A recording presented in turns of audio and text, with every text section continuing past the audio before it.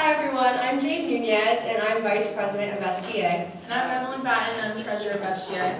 And we are here to announce Clark's Caring Student Contest winners for September. The following 3 students were the September winners of SGA's Clark Caring Student Contest. They were nominated for showing an act of kindness to others. Those people were Jacob McCrory, Jasper Man. and Kenzie Armstrong.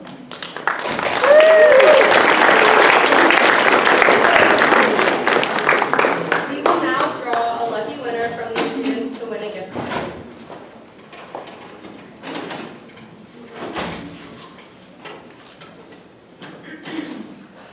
Kenzie Armstrong.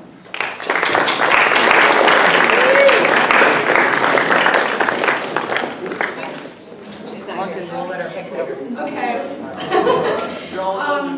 The following 4 students were the October winners of SGA's Clark Caring Student Contest.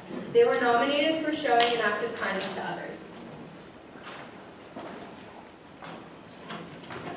Those 4 students were Jonathan Rucker, Karen Gademke, Sadie Mann, and Donna Tinney. I don't know this.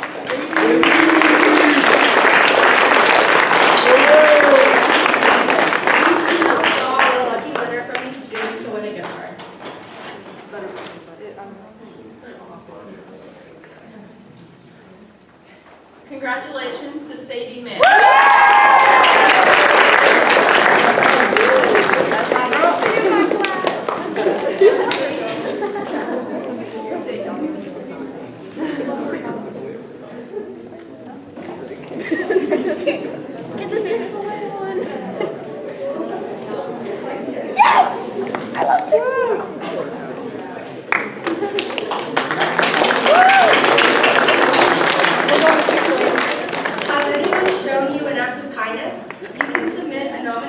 For each week during this month in the box in the front office. Be sure to listen to the Wednesday morning announcements to hear if you are the latest Caring Student winner. Thank you.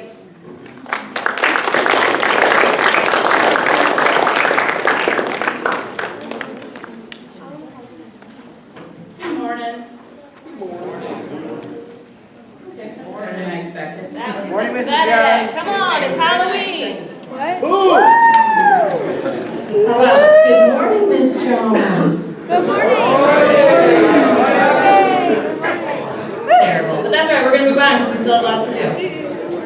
Okay, so we're going to recognize the person that was selected as the trustworthy nominee for Character Counts. Before we do that, though, anybody that was nominated, I'm going to say your name. Stand, please. Hold your applause till we get through the first handful of names. Yes, Crystal Aguilar, Nicole Babel, Jordan Bassett, Sarah Bell, Emma Boyer, Paige DeForest, Ashley Farias, Lucas Gallardi, Haley Leonardo, and Victoria Sang. All right, so if you are here, stand up. I see you, Ashley. How about this? Look around, y'all. This is a very trustworthy group. Many of these students were nominated by their peers and some from staff because they have shown. So it was a very, very difficult decision. Okay, you guys can be seated because we're going to have the drum roll and hear about our winner.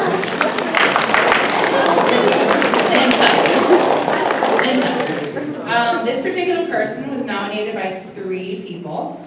Yeah, it's actually a big deal. They said they're always agreeable to help out, often offers before being asked. They are intuitive. They are a front desk volunteer. They're ever aware of what's going on around them, and they always come up with solutions before even being asked. They helped out throughout the summer and into the school year. And this person is active and an outgoing presence among his peers, where he consistently demonstrates trustworthiness through his reliable, responsible, and accountable actions. So I think there was only one boy that stood up. So this year's trustworthy selection is Lucas Gallardi.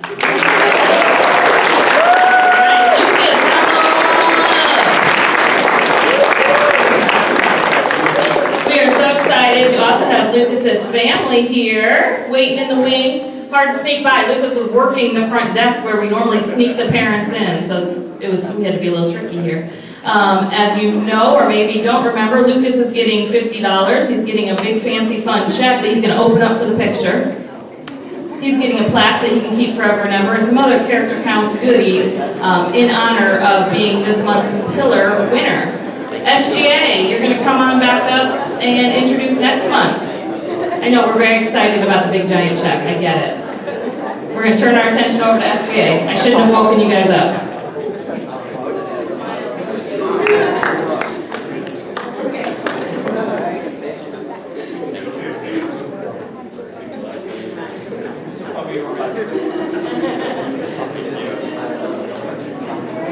Okay, let's turn our attention back to our president and vice president. Okay, next month's character counts pillar is respect. SGA wants you to ask yourself these questions. In what ways do you treat people with respect? Are there any ways in which you don't? How does it benefit you to be a respectful person? Within ourselves, we must make every effort to be considerate of the feelings of others and know that you have to give respect in order to get respect. Here is a short video to help you learn more about the importance of respect.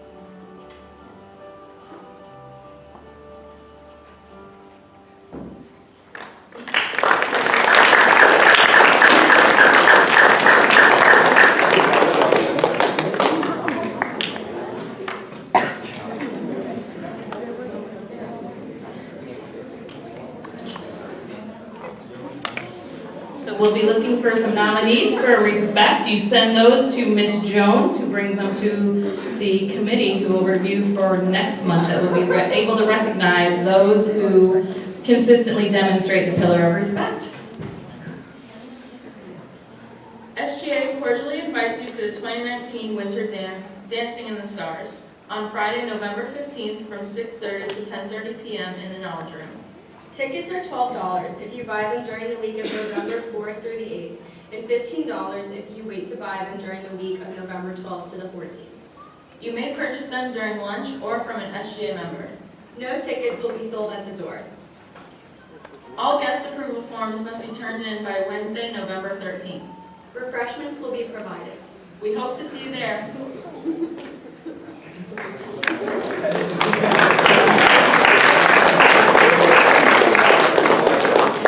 But wait, there's more fun leading up to the dance, and last call to buy game night tickets for tomorrow, by the way, is noon today.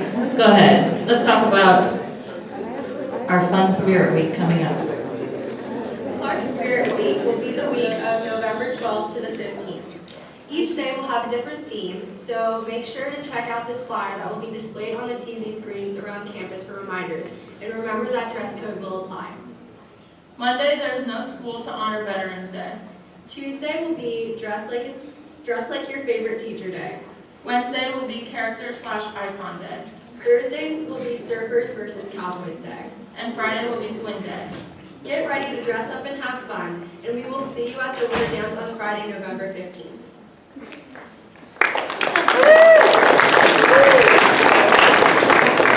All right. right, next up with the next big thing in November. It's busy. The fall has a lot of exciting things happening. Dr. Bonds to discuss Career Development Month. Good morning. So you guys hear me talk about Career Development Month all the time, and now it's finally here. So I'm going to just give you a quick overview of what's happening during the month. If you have any questions, you can always let me know. So the theme this year is called My Inspiring Future Career. So because we're focused on your careers. So this is the logo that we use, so you'll be seeing this around just so you know what it is. That's our Career Development Month logo that a student designed for us a few years ago, and we use it each year. So here's a list of the activities, and I'll have this posted on the Avalon, and I will email it out so you'll have it. But we're starting tomorrow with those of you who have registered to go to Great Explorations on main campus. Please plan to be here in this room tomorrow morning at 7:15. Pre-registration was required for that, but if you have registered, I look forward to seeing you tomorrow. On November 5th, and I think that's supposed to be Tuesday, November 5th, one of the demo teams from the Stewart Air Show is going to be here to talk about what they do. They show some cool videos, so make sure you're here in the knowledge room for that. Those of you who have registered for the ASVAB, the skills assessment, that is next Friday, also here in the knowledge room. If you are interested in taking that skills assessment, it has traditionally been used with the military, and it still is, but that's not all it is. They've expanded it to a broad career exploration program for all high school students. We don't report your scores to the military or anything. So if you're interested in taking that, there are still spaces available. Just let me know as soon as you can. The week of November 12th is actually the specific career development week, and so you will see guest speakers in your classes talking about careers that relate to the subject that you're studying in that class. So we have lots of different types of careers that are going to be represented that week. On the 19th, we're going to have a military career fair. Recruiters from different branches of the military will be here out in the Career Cafe during lunch to talk with you about careers in the military. On the 21st, I'm going to have a variety of healthcare career fields representative on a panel discussion here in the knowledge room. So I hope you'll be able to join me for that. If you're interested in any of these, make sure you talk with your teachers and let them know that you're planning to attend. But it should be okay with most of them. And then for those of you who do complete the ASVAB on December 6th, you'll come back for an interpretation. They'll go through what all the scores mean and tell you all about how you can use that information for the future on the 6th. And again, I'll send all these dates out and I'll fix that date. We also have, as part of Career Development Month, a poetry and art contest that we would love to have some really good entries for this year. Again, the theme is My Inspiring Future Career. It can be anything that you would like for that to be, whatever that represents for you. So there are some guidelines that Mr. Escandone, Ms. Hutchison, Ms. Gribble will have to help you if you're interested in entering. All those entries are due to me by the 29th, and we give some cool gift cards and some other things related to the recipients, the people who win that contest. So you will hear more about that, but make sure you enter. We're looking for lots of great entries this year. And if you need more information, you guys know where to find me, and I look forward to seeing you at all these events in November. Thank you. Okay, and we have two students who have taken on a great cause for us, Elijah Santiago and Jasmine Echeverria. And Elijah's going to tell you a little bit about the Elevate Hope Basket Drive, food drive.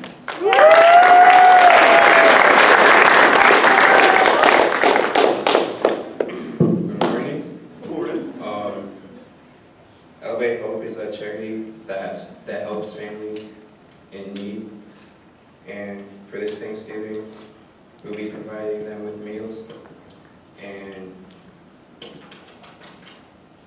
we only have 10 days to fill the baskets. We need 35. And if you can't donate food, you can also donate money to help.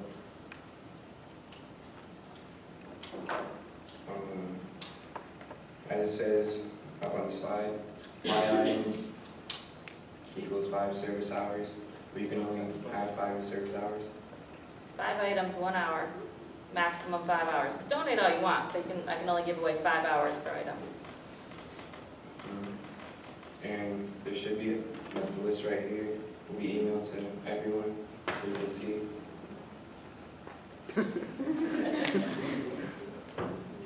Oh yeah, and thanks to Interact Club for donating $250.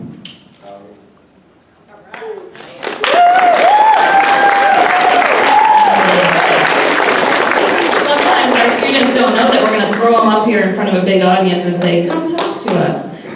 appreciate Elijah being willing to get up and share this cause with you guys. The next event we have happening, again, so many opportunities for service hours and just to do good things for the community. This Saturday morning at Flagler Park, there is the American Foundation for Suicide Prevention Out of the Darkness Walk. Unfortunately, suicide has hit all of us in Martin County very hard, even as recently as a month ago at one of the schools. So we always put together a team. The last couple of years, we have been the biggest fundraising team out of Clark Advanced Learning Center. So we are looking for more people to come and walk with us because there's strength in numbers for the families that are there that are processing what has happened over the years with their families and how they've been affected. So you can come out, show your support. The walk begins at 9. It is a 3-mile walk. It's a beautiful walk, but the other thing that they really need from us are some volunteers that are willing to come around 7 a.m. or thereafter to help with setup. So if you're going to come and walk on our team, go ahead. I will have up here after the assembly, there's permission slips, just in case you get hurt, we need to know who to contact. And you would return those tomorrow or bring them Saturday morning. Mrs. Koguth and I will both be there for the walk. Or if you want to make a donation or ask your friends and families to make a donation to the Clark team, because we got quite a way to go to hit our goal of $2,500. Last year we raised about $2,300. We got a long way to go this year to even get close to that. So we would appreciate that, and there will also be flyers with all the information, and of course, always in the Friday e-newsletter. Okay, so we also, in October, Hispanic Heritage Month, was celebrated. You remember Mr. Escondone's class put on a very fun performance in here, and I sent out through email a contest for you to put in some slides about important Hispanic Americans. So this slide was submitted, by, let's see, this is you, right, Jordan? No, this was Angela's. Angela Wang submitted this slide. Thank you, Angela. So she is one of our co-winners, and then we had Jordan Bassett who submitted a few to highlight some important people. These will be attached to the email so you can read more, but she covered all sorts of ground. So they are both going to win a gift card, which they will see me for later on. So again, just like Dr. Bond's contest, it's not too hard. You learn a little about the topic, you put together a PowerPoint, and life is good. Here's one more piece, my UNICEF club. We just wrapped up Trick or Treat for UNICEF. All of the money raised, you can see. As a school, from the classes that participated, we're just shy, but I promise we'll round up, of being able to provide school in a box for 40 refugee children. That's about what the $210 can cover, because in so many of these nations, and even right now in the Bahamas, which we don't think about necessarily as a nation that has UNICEF support, but they especially do post-Dorian, and they're helping. A lot of the schools were destroyed. So this is a way that in areas where you don't need big schools or they're being built, this is a way that children can receive education. So with that, I want to announce our winning classes. We had in 3rd place, and I'll tell you, the top 3 classes were all very, very, very close. But in 3rd place, we had Mrs. Bartow's class. 7th place, very, very close, especially with 9 pulling strong, Mrs. Hutchison's class. And the winners of some special treats, we'll pick out what the treats are, is going to be Mrs. Gribble's class. So again, UNICEF Club, we've raised probably between our fundraisers this month around $1,000 that will be donated to UNICEF. And this month we geared it to help with the ongoing Bahamas relief to provide the clean water and help with the education in the schools getting reopened. All right, so now the part that really we've been waiting for, the most interesting part of the whole morning. If I can have my 4 awesome honored veterans come on up to the panel.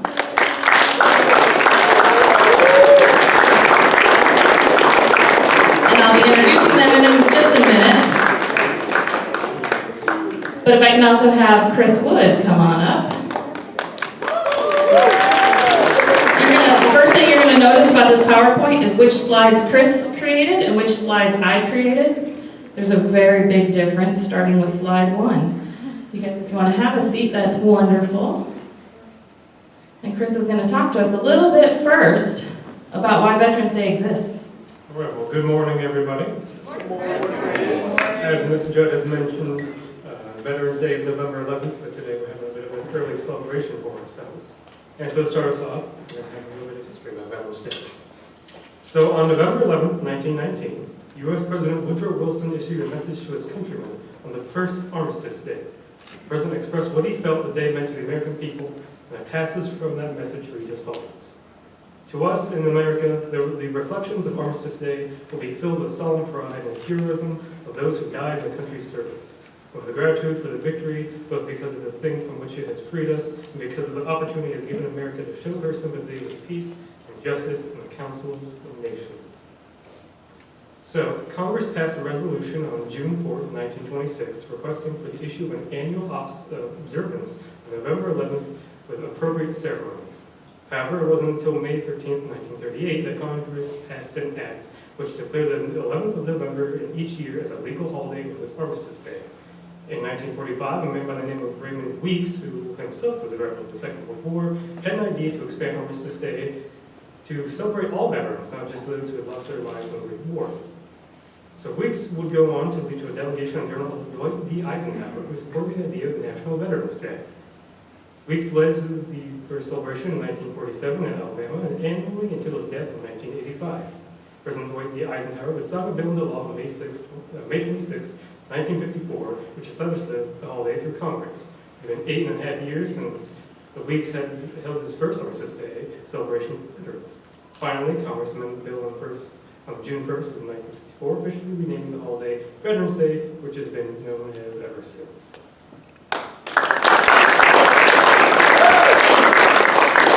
Thank you, Chris. And I'm going to do a brief introduction. We have some very impressive resumes, but again, we've got some questions that Chris will be asking each of the panel, and we'll save a little bit of time at the end if any of you have questions you'd like to ask from our panelists. But first, if he gives a little wave there, in case you can't see the name tag in the back, we have Mr. Gerald Bailiff. As you see, Mr. Bailiff served from 1966 to 1968. So who knows which wartime that was during? Which one, Derek? Korean War? What else? Vietnam. Okay. He was stationed in Seoul, Korea, so there was good, using good context clues. Worked as a medic, okay, and again, he was U.S. Army, in case that's not obvious. His rank and discharge, Specialist 4, which if you don't know what that means, that might be something y'all ask people at the end. And he received an honor of the Sharpshooter's Badge. So thank you for joining us, Mr. Bailiff.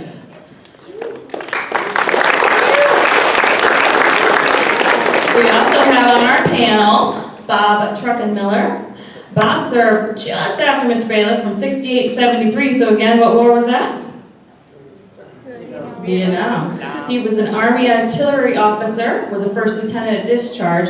He was a Purple Heart recipient. Who knows what that is? Wounded in combat, absolutely. He could, if he wants to share a little more about that, but yes, he was wounded in combat and is a Purple Heart recipient and is still very active as a lifetime member of the various military-related and veteran-related organizations that you see in front of you. So we're very honored to have him here with us today to share.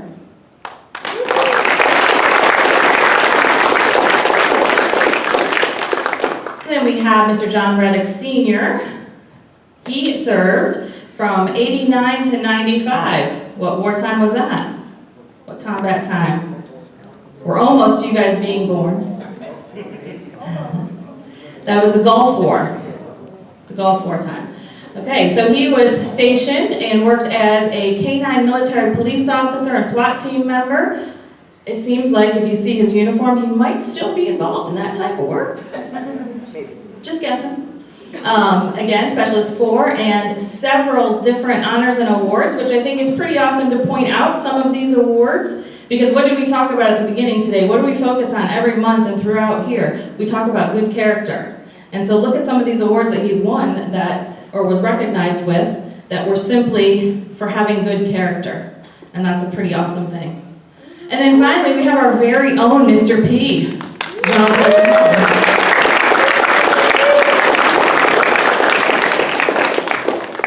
This one's almost a trick question. He served from 2010 to 2015, and there's been several names throughout this lengthy combat. Does anybody know which one this was? War on Terror. It is part of the War on Terror. It was specific, I won't make you guess, Operation Enduring Freedom. Okay, so you guys have heard about that. So Mr. P served, and he was called, he worked as a hospital corpsman. He was in Spain, so I know a bunch of people have been talking about wanting to go to Spain. You should talk to him about it. He did get to see some of the fun parts of Spain. Petty officer, second class at discharge, part of the U.S. Navy. Again, check out some of these awards, again, related to good character, good conduct. So, with all of the introductions, I would like to turn it over to Chris again. Oops. Let me go back. To ask a few questions.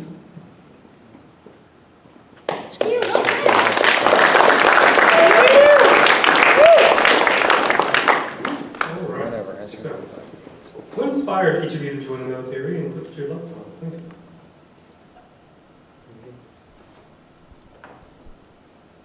Push something. Does that work? Yeah. That's good? I'm sorry. I got drafted. They did away with the draft several years after that, but I was in college and I was on a scholarship, but then I wasn't very mature and I flittered away my hours without concentrating on studies. And I was in danger of losing the scholarship, so I cut back the credit hours and they drafted me out of college.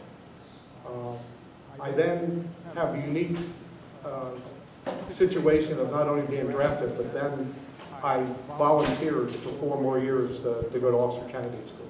So I was drafted and then I volunteered. And the reason that I volunteered for officer candidate school shows you how weak my character was back then, because I knew the war in Vietnam was going on, and officer candidate school lasted 6 months. So the war could be over by then, right? So it didn't work out that way.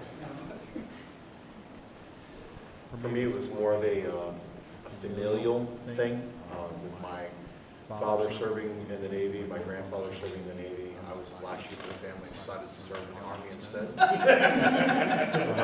I remember the day that the recruiter came over to the house. I was kind of surprised at my parents' reactions, because they were just like, yeah, get him out. But I definitely would not have rethunk my choice to join. It was the best 6.5 years that I could ever have imagined.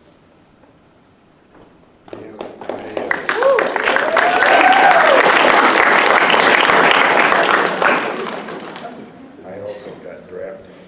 I was just finished college, not 2 years of college, with an associate's degree, and then hadn't signed up for more college, and so I got drafted.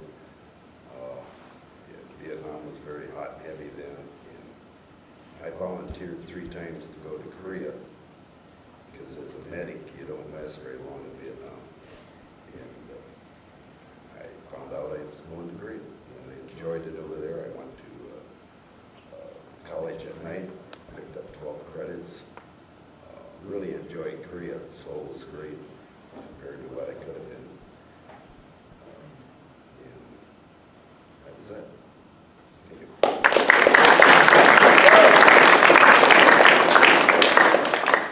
I actually joined for a couple of reasons. I was in college at the time, and a lot was going on, and I just wanted to leave.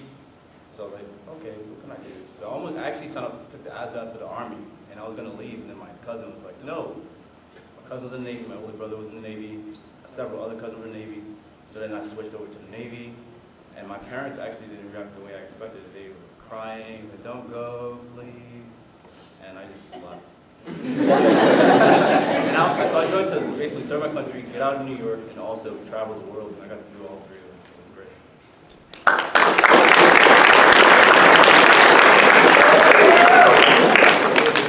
Thank you. So, were you able to keep in touch with your family, or how were you able to do it? You'll get to see a lot of variety here. Remember all the years they served, so this is very interesting. And when I first went in the military, My mother had passed away 2 years before that, and my father and I were never too close. But I was engaged, and I communicated with my wife, tried to do it like every day. But when you first went in, you go into basic training. And the purpose of basic training is to get you to forget your past life and to get you to grow up and stop thinking about yourself and start realizing you're part of the team. And that, at that time, especially with a war going on, the importance of the team is survival. You have a better chance of surviving as a team than an individual. So in basic training, you didn't communicate all that much. You never got you never got off of duty. For the entire 8 weeks you were on duty. And then after that, you went to advanced training, depending on what specialty you were going to be put into. I went to infantry training because I'd already been approved for officer candidate school, and that was the progression. Didn't get a leave for another 4 or 5 weeks after that. So from the time I went in until the time I saw my fiance, it was about 13, 14 weeks. And then after that, if you got good credits, if you did what you were supposed to do and didn't get in trouble, then you would get a day off. And I was fortunate enough to have a duty station about a 3-hour drive away from where my family lived. So I got home most weekends. And then when I went to officer candidate school, for the first 4 months, you were pretty much isolated.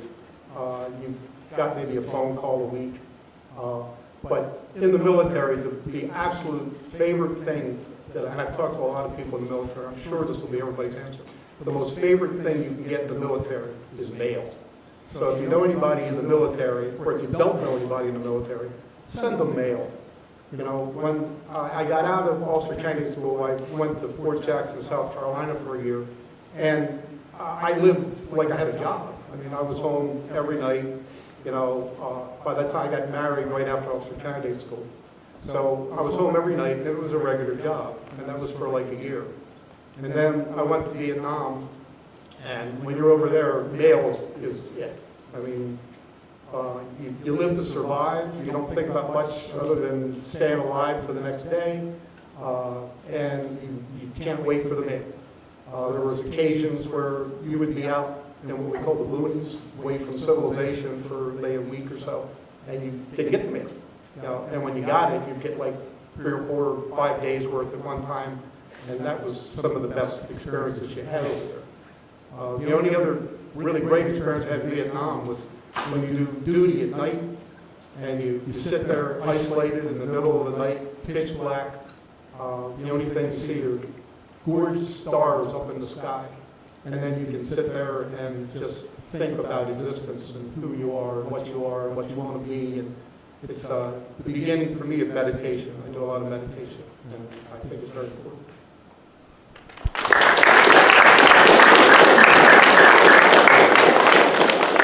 So fast forwarding from his service to my service, some of it was the same, some of it was a little bit different. So when you first get in, you know, they shave your head.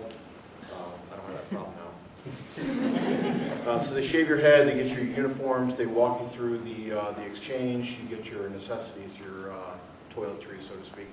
And one thing that they would make sure that everybody got was a roll of stamps and paper and envelope, because apparently the class before us, one of the guys had a very overprotective mother, and he was not writing home or sending postcards or calling, so she thought something was wrong. She called her local congressman. Congressman calls the duty station calls the battalion commander, battalion calls our company commander, and you know, just because the guy just didn't want to write home. So we were almost forced to write home on a weekly basis. Our platoon sergeants and drill sergeants instituted a thing where if you got a letter, you had to do 50 push-ups. My church at the time thought it would be a good idea to send a mass swarm of mail. And I think at the time we had about 250 members, and each member sent me a piece of mail. So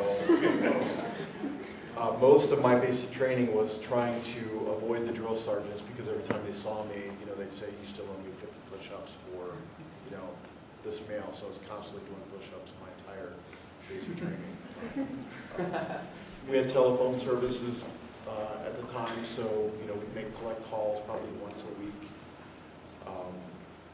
And then I don't know what it's like nowadays with Wi-Fi, and you probably still have some of that stuff, maybe not during basic, but After.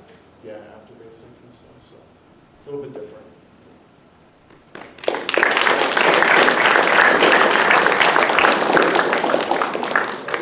Yeah, mail was really important, and had a grandmother write me a letter every week. And I got to put 50 of those letters together, and they would have said the same thing, but at least you got a letter. And we didn't have this thing. I was in Korea for a year, never made a call anywhere for a whole year. I think now they've got it made, they can make calls all, that was it.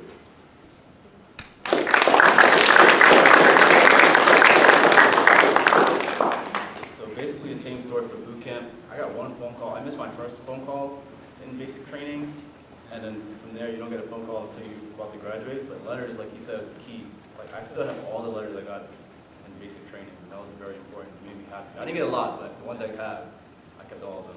But once you leave basic training, you get to call it A school in the military, basic training school, and then from there it's like now you have Wi-Fi access, you have cell phones and payphones and all that. And then Afghanistan, it was a little limited at the time, but you still had a location like USO where you had Wi-Fi, you had payphones, they gave you They free. don't know what a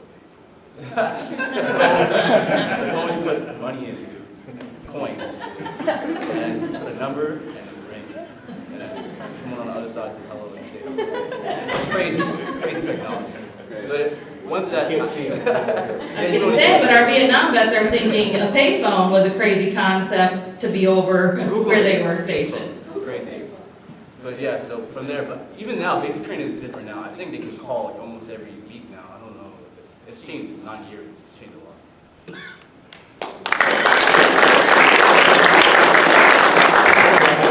One thing, I had a cell phone in Vietnam. It was 40 pounds. And they even gave me somebody to carry it. But then I had to carry his ammunition, so.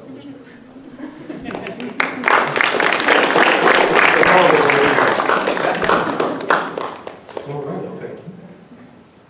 So do you recall the day your service ended, and what did it feel like to finally be back home? Oh, yeah. My service ended June 28, 1970. Sometime in the middle of the night, I was sent out. I was a forward observer, so my job was to go out wherever there was a lot of action. And if they needed artillery support, I had to alert the battery. So we were moving to a hot site. We were rested for the night, but in the middle of the night there was gunfire, so I got up to get to the radio to alert the battery, and I got shot. So I remember that night because I refer to that as my alive day. That was the day I didn't die, even though I almost did. And so after that, I went to Japan and then back to the United States. And I never really met the public until like 9 months later, so I didn't have a uniform back then. So my introduction back was different than a lot of people that left Vietnam. I've got a lot of friends that came back and they were spit on and yelled at and cursed and called baby killers and whatever, because a lot of people were against the war, which was great because I was against the war. You know, most people over there were against the war, but it was kind of a misplaced that you blame the people that were put into that situation, sometimes unwillingly, but even willingly. You don't blame the people, you blame the cause. And that's kind of hard, you know, to forget. I still get angry about that, because when I finally did get better, I went back to college, and there were a lot of demonstrations on the campus. I had a group of friends that kind of partitioned me away from that, because I would react angrily when I saw it, and which was some of my remaining immaturity. But over time it healed. I never, I was on medical treatments for like 6, 7 years. I had braces for 5 years and crutches for like 3 years. And went to the VA 3 times a week. And well, I finished college and then I got a job and still did that. But I had nothing to do with the military for 30 years, 25, 30 years. It was like that chapter of my life is over. I don't want to think about it. It's done. But why, I don't really know. But I started, I know really what got it. I was at an amusement park.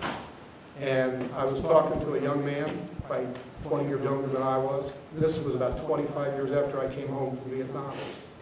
And we got talking, and he asked me if I was ever in the military, because he was in the military. And I said, yeah, I was in Vietnam. And he turned, put out his hand, and said, thank you for your service and welcome home. And that was the first time anybody welcomed me home since I've been in Vietnam. And it kind of got to me. Since then, I started becoming more active in veterans' causes, and I really support, especially the younger guys and all that they've done. I wish that we would have been more successful in Vietnam so that there were no needs for other conflicts, but I don't know, the world just had a lot of trouble getting along, so hopefully we'll learn from history sometime or other and we won't have any more conflicts.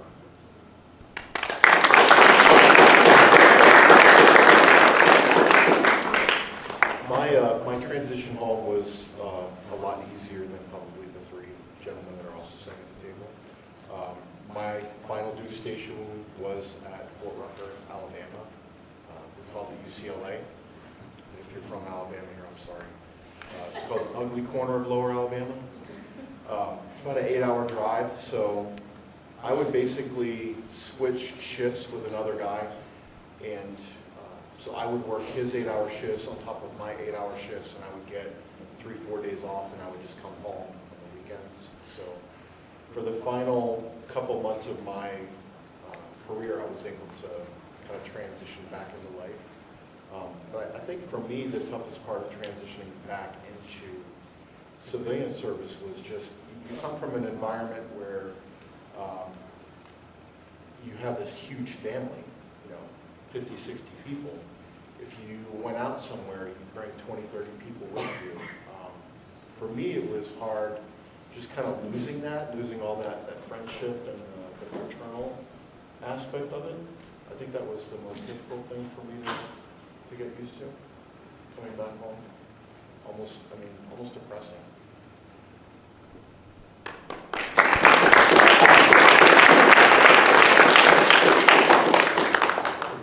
Excuse me. I come back home in September of '68. A little bit too late to get back into college for that semester, so I was got a job in the town I was living in and putting shingles on a building. And but then in December, I enrolled back in college. Luckily, when I was in Korea, I had picked up, like I said, 12 credits at the University of Maryland over there. And so it made my life a little bit easier, college a little bit shorter, but it was a pretty good transition. Anything to get out of Korea and back home was just fairly easy, but a little bit different though. It did take a little time to get used to the civilian life. All was good. Oh, my tourniquet story. I got out as a, excuse me, a SB4, but I went up for the board to get a promotion to SB5, and then I think they wanted you to re-enlist, which I didn't want to do. The colonel asked questions pertaining to the medical field, and asked me what I would do if I come across somebody with bleeding out of the neck. And I said, I just put a tourniquet on and leave. I didn't get the SB5.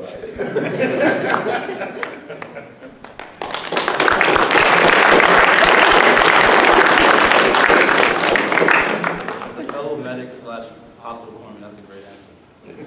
But so I got out from Spain. That was interesting. I wanted to do one more tour in the States, so I was going to re-enlist to get stationed anywhere. I literally told the detail, put me anywhere in the world, not actually the world, the United States, even Hawaii, so I can transition. And then I said, but there's one caveat, I don't want to get stationed in North Carolina, no offense to anyone in North Carolina. And they gave me orders to North Carolina. So I'm not re-enlisted. So that transition from Europe, I spent 20 to 25, like so I was 20 years old when I got to Spain. I left when I was 25. That was a hard transition to come back to the States at that age, being there for a long time. So I'm not gonna lie, like he said it was almost depressing. I was depressed for almost a year after I got out because I missed my friends, I missed Europe, and then I think what saved me was going back to school within that year time frame, and then I got to meet a lot of veterans. There were a lot of veterans on campus. I joined all of the veteran organizations. I got involved with the veterans, and I kind of felt that teamwork, a team atmosphere, and I felt like that family environment kind of helped me overcome that depression. So now I'm here.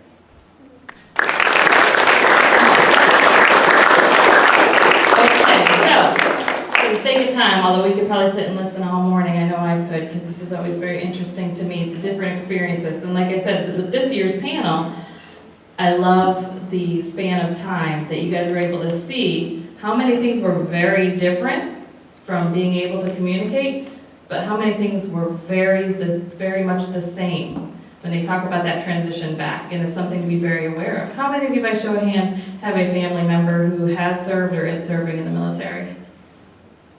Exactly. So hopefully, if you haven't sat down and spoken to that family member, one of my biggest regrets is not talking to my grandpa enough before he passed. Talk to them about it, if they're willing and they're ready. Because some people don't want to talk about their experience, and that's okay too. But if you have that opportunity, there's so much that you can learn from people who have truly experienced the world at its worst and at its best. Okay, so I highly encourage that. Speaking of family members here, I didn't say at the beginning, wanted to make sure they wouldn't embarrass their family members. No, I'm just kidding, I know you wouldn't. But Mr. Gerald Bailiff has a grandson, a couple of granddaughters who graduated from here. Our grandson's still here. Wave your hand, John Reddick. And I think this is probably a giveaway that this is John Reddick's dad. Mr. Bob Truckenmiller is Lauren Wadsworth's grandfather. Lauren, are you? Yep, there you go. Then Mr. P. Something when we put out for some of you to come up with some questions, etc., and we wanted to highlight, and it's good because they each spoke a little bit about this. You hear a lot about transition issues coming back and PTSD, and probably during Vietnam, the word PTSD didn't exist. Started coming a little bit more like going, hey, you know what, it might be hard to come back from being overseas and being in the military and seeing war, probably around your time. By the time Mr. P came out, we recognized, hey, it's hard for many reasons. Like they said, just leaving that family atmosphere that the military truly can give you and brings, and you have to, as was so nicely said, to stay alive every day, you needed to be able to trust those around you. You needed to respect the people serving with you. You needed to do all of those things we talk about with character and truly work as a team, or you weren't coming back alive. And that's a pretty powerful statement. So just something to think about is those transition issues, etc., because I know we had lots of questions about those. So I appreciate you guys being very vulnerable and sharing about those real experiences. With that, is there anybody who has a question? They will stay after for a few minutes if you had something you wanted to ask about. But if we have some for the whole group, Sadie has a question.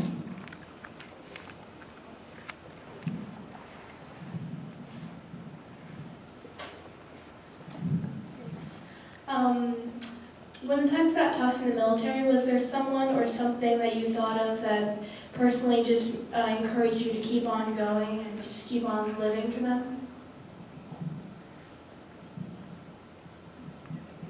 Anyone can take it. Oh, yeah. I was in a situation where when I got orders for Vietnam, we had just found out that we were pregnant. My wife was pregnant 2 days before the plane left. So when I was over there in combat, I didn't want to not come back because I would have never seen my child.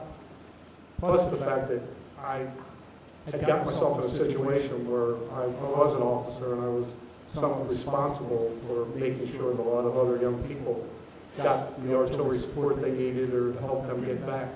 So it didn't matter what my rank was. Everybody over there wanted to stay alive so that they could help the other people to stay alive. You know, again, very important to be a team.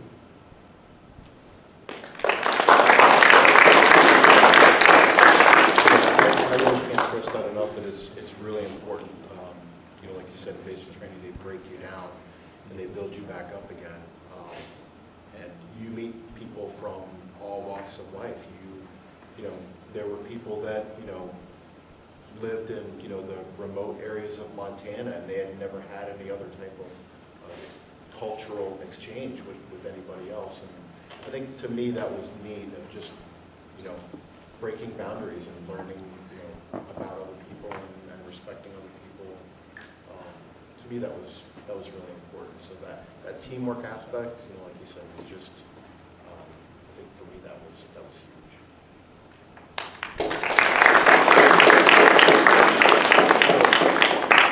Just to basically piggyback on what they said, the team, because those times I had anger issues in the military, so I would just be angry and mad. I was really a hard worker, so what motivated me was basically not letting my team down, like my city, Brooklyn, New York, my family, the name, and then, you know, just basically, I'm just a very prideful person, so I just never wanted to let my team down, my family, and my city, so that always motivated me. I think we have time for one more. Anybody have another question? I have a question. Okay,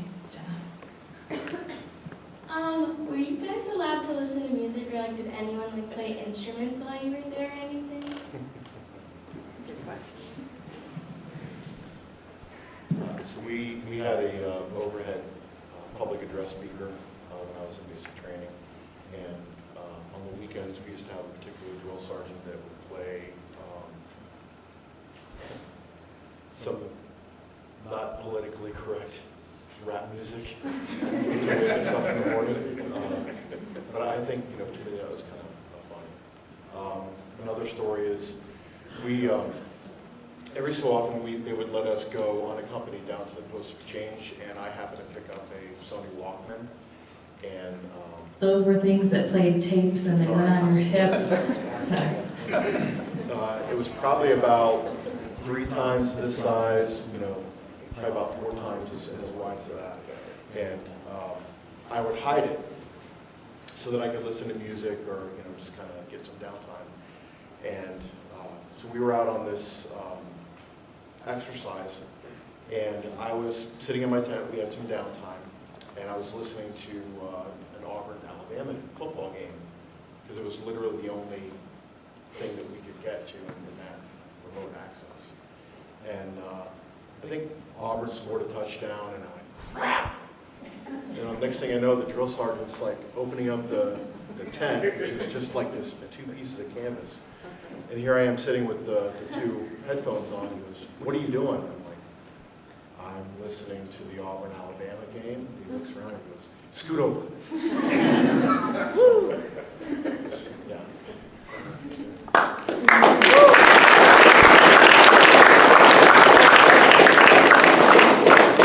Mr. P had music. We did have music in basic training, so we just sang all type of music. Being from New York, I didn't listen to a lot of country.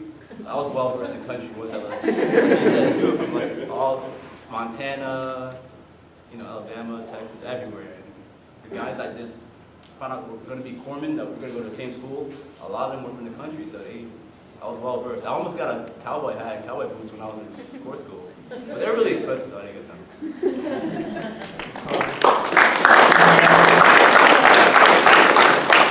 We sang Hades when we marched. Okay, so again, a huge round of applause for Chris for bringing this to us.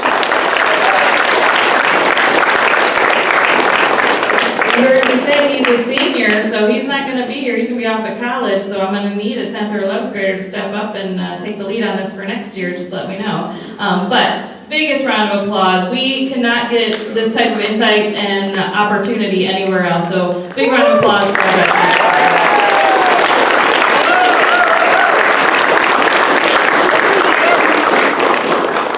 Okay, and like I said,